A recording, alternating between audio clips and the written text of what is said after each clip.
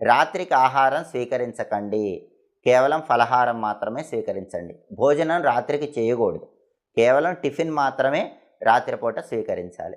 అలాగే చైత్ర అమావాస్య సందర్భంగా గ్రామదేవతను దర్శిస్తే మంచిది. పోలేరమ్మ, నాంచారమ్మ, పెద్దమ్మ, పోచమ్మ ఇలా గ్రామదేవతలను దర్శనం చేసుకోవటం, గ్రామదేవతకి పెరుగన్న నైవేద్యం పెట్టడం, కొబ్బరికాయ కొట్టడం, ఆ కొబ్బరికాయ ముక్కలు వడపప్పు పానక నివేదించి ఆ ప్రసాదం అక్కడ భక్తులకు పంచిపెట్టడం ద్వారా గ్రామ దేవతల సంపూర్ణమైన అనుగ్రహం సంవత్సరం మొత్తం కలుగుతుంది. అలాగే చైత్ర అమావాస్య సందర్భంగా శివాలయ దర్శనం చేస్తే చాలా మంచిది.